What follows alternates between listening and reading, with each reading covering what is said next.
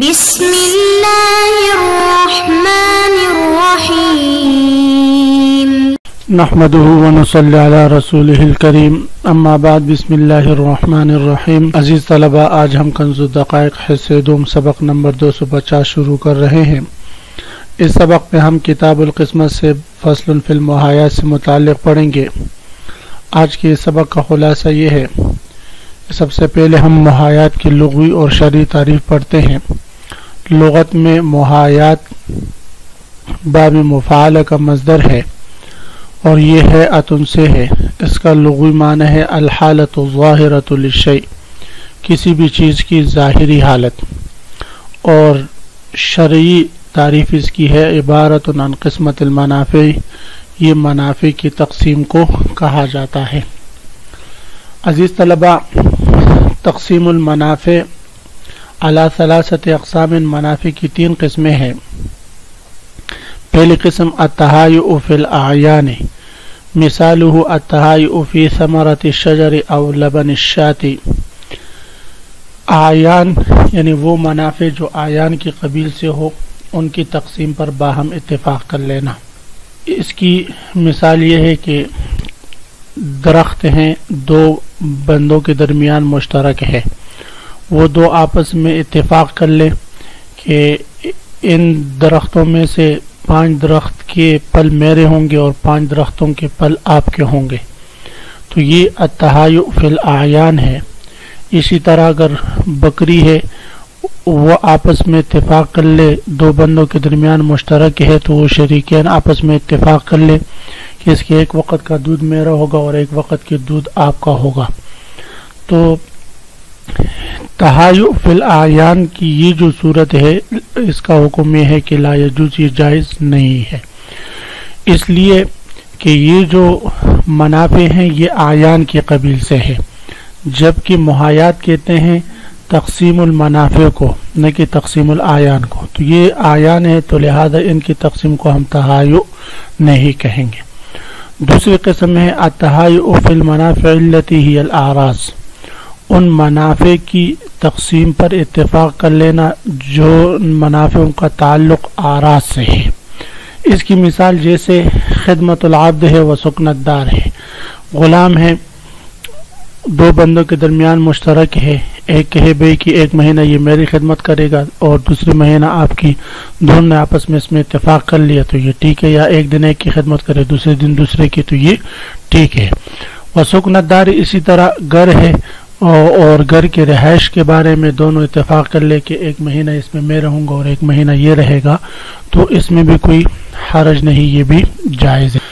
اور تیسری قسم ہے التہایؤ فی الاستغلال کالتہایؤ فی غلۃ العبد او البغل، یعنی ان منافع کی تقسیم جن منافع کا تعلق محصولات سے ہو، مثلا غلام کی اجرت یا بغل وغیرہ کی اجرت، تو اس کی پھر 2 صورتیں بنتی ہیں عزیز طلبہ۔ اگر یہ محصول ماہانہ کے طور پر متعین ہو تو اس صورت میں تو پھر جائز ہوگا، مثلا غلام کو کسی کو اجرت پر دے دیا اور اس کی ماہانہ تنخواہ 10,000 مقرر ہوئی، تو وہ کہے کہ ماہانہ 1 مہینے کی تنخواہ میرے ہوگی اور 1 مہینے کی آپ کی ہوگی۔ اسی طرح بغل ہے اور اس کے 1 مہینے کی تنخواہ جو اس کی اجرت آئے گی وہ میرے ہوگی اور متعین اجرت آ رہی اور 1 مہینے آپ کی ہوگی، تب تو یہ جائز ہے۔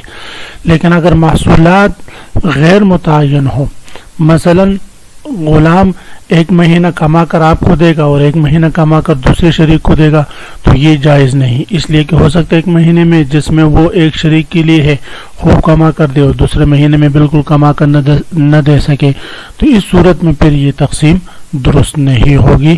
تو یہ 3 قسمیں ہیں، ان کو آپ خوب غور سے سنے سمجھے، انشاءاللہ کتاب کے مسائل سمجھنے میں بڑی آسانی ہوگی۔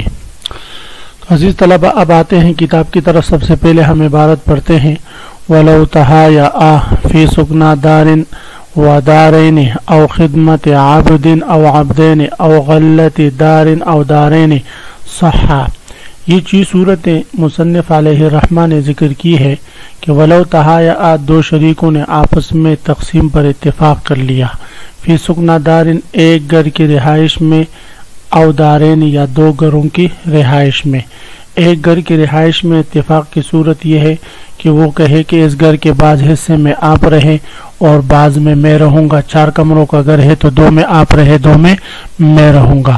یا 2 منزلہ گھر ہے, نچلے منزل میں آپ رہائش اختیار کریں, اوپر والے میں اختیار کروں گا. تو یہ تہایع فی المکان ہے, فی دار ہے, یہ جائز ہے. اور اگر 2 گھر ہیں, مثلا کہے کہ ایک گھر میں رہائش اختیار کروں گا اور ایک گھر میں آپ رہائش اختیار کریں, تو یہ بھی جائز ہے. ہر گھر میں ایک بھائی جو ہے وہ رہائش اختیار کرے, تو اس میں بھی کوئی حرج نہیں. تو یہ فی سکنا دارن اور دارن کی مثال ہے. او خدمت عبد او عبدین, یا ایک غلام ہے تو اس غلام کی خدمت کی آپس میں جو منافع ہے خدمت کی وہ آپس میں تقسیم کر لے.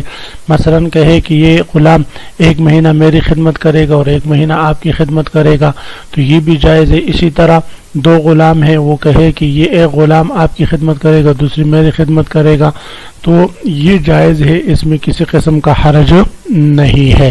اسی طرح جو 5ویں صورت ہے غلۃ دارن, ایک گھر کی اجرت ہے وہ آپس میں تقسیم کر لے کہ بھئی 1 مہینہ اس کی اجرت مجھے ملے گی اور دوسرے مہینے اس کی اجرت آپ کو ملے گی. ظاہر ہے کہ گھر کی جو اجرت ہوگی, محصولات ہوگی, وہ تو متعین ہی ہوگی, غیر متعین نہیں ہو سکتی, اس لیے اس کو صحہ یعنی مطلقاً صحیح کہا ہے. او دارین, یا 2 گھر ہے اور 2 گھروں میں سے کہے کہ ایک گھر کی کرایہ میرا ہوگا, دوسرے گھر کی کرایہ آپ کا ہوگا.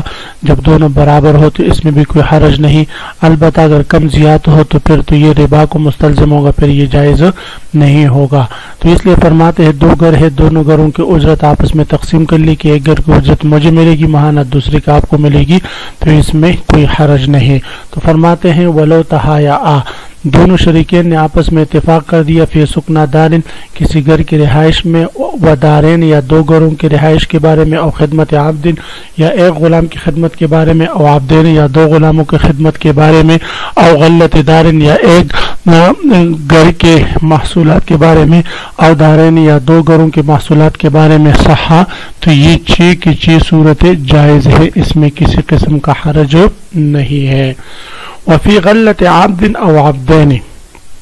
اب عزیز طلبہ, یہ مصنف علیہ الرحمہ 8 صورتیں ذکر فرما رہے ہیں, اور ان 8 صورتوں کا حکم آخر میں ذکر کریں گے کہ لا یصح. 8 صورتیں کون کون سی ہے؟ ایک غلام کی محصولات کی تقسیم پر اتفاق کر لیا, یا 2 غلاموں کی محصولات کی تقسیم پر اتفاق کر لیا. تیسری صورت ایک خچر کی محصولات کی تقسیم پر اتفاق کر لیا, یا 2 خچروں کی محصولات کی تقسیم پر اتفاق کر لیا. 4 صورتیں ہو گئی. اسی طرح رکوب بغل او بغلین, 2 صورتیں, یہ 6 صورتیں ہوگی. او ثمرۃ شجر او لبن غنم. تو اب یہ دیکھیں یہ 8 صورتیں ہو گئی. تو یہ جو 8 صورتیں ہیں یہ جائز نہیں ہے. ہر ایک کے آدمی جواز کی وجہ میں ساتھ ساتھ بتاتا ہوں, آپ اس کو غور سے سنیں.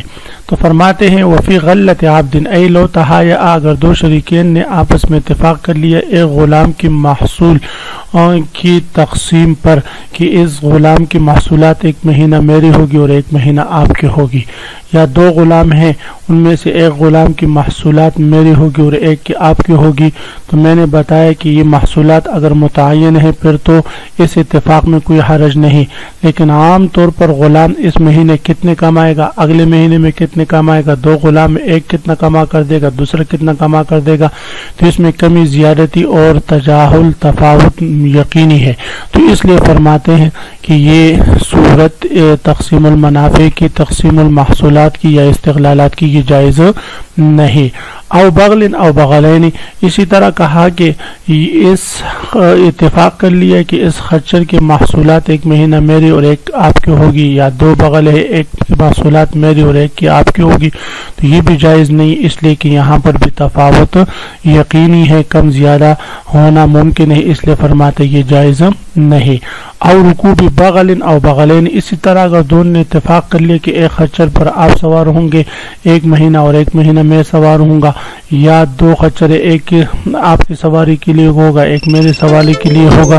او رکوب بغل او بغلین, یا اسی طرح خچر ہے، کہا کہ اس خچر پر آپ 1 مہینہ سوار ہوں گے اور 1 مہینہ میں، یا 2 خچر، ایک آپ کی سواری کے لیے ایک میری سواری کے لیے، تو یہ بھی جائز نہیں ہے، اس لیے کہ رکوب میں بھی تفاوت ہے۔ بڑا جو اچھا اور ماہر سوار ہوتا ہے، شہ سوار، وہ اچھے طریقے سے اس کو چلاتا ہے، اور دوسرا جو ہے اس کا کھانا خراب کر دیتا ہے، تو یہ تقسیم بھی جائز نہیں۔